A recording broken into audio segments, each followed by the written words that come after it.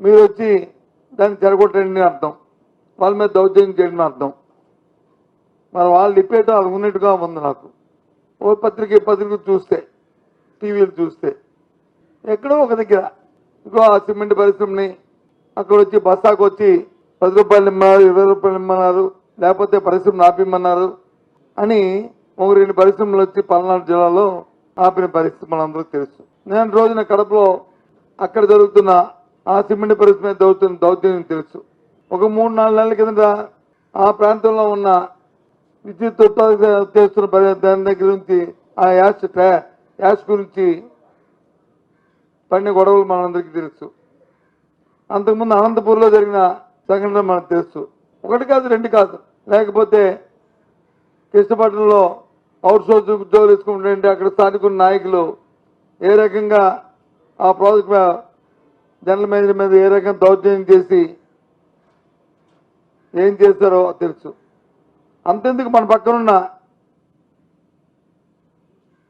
హెచ్ఆర్లో ఉన్న UP beer ఫ్యాక్టరీని ఏ విధంగా దౌర్జన్యం చేసి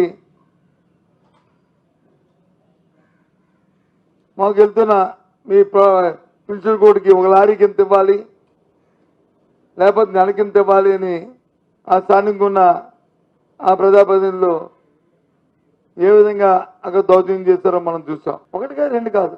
అలాగే ప్రతి జిల్లాలో కూడా ఈ రకంగా చేస్తూ అంతెందుకు జిందాల్ పరిశ్రమ, జిందాల్ యాజమాన్యం ఈ దేశంలోనే టాటా, బిర్లా, ఆ తర్వాత అదాని, తర్వాత జిందాల్, ఇవి ఇవాళ ప్రధానంగా మన దేశంలో ఉన్న ఆర్థికవేత్తల్లో ఒక వరుసకంలో తీసుకుంటే అలాంటి జిందాలు సంవత్సరం ఏ విధంగా వాళ్ళ మీద కేసులు పెట్టి ప్రభుత్వం వచ్చిన తర్వాత ఇక్కడ నుంచి గుజరాత్ పోయి అక్కడ 3 లక్షల కోట్ల పెట్టుబడులు పెట్టారో మనందరూ చూసాం.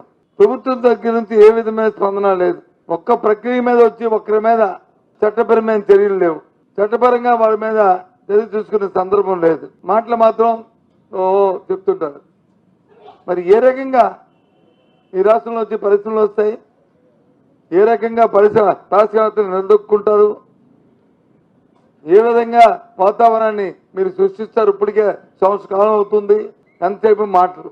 ఇవాళ పత్రికలు చూసాం, ఇవాళ కూడా ఇలాంటి సంఘటనలు. వాటితో పాటు ఓ పక్క విద్యుత్ ఛార్జీలని మరి భారాన్ని వచ్చి పెంచి తిరిగి అది వచ్చి వైసీపీ ప్రభుత్వం అని వాళ్ళ మీద నిందమోపడం. చేతకానం వచ్చి మధ్యవాడు సరిగ్గా వాయించలేదు, అందుకే నేను వచ్చి గింతలాయిపోయానని చెప్పినట్టుగా ఉంది.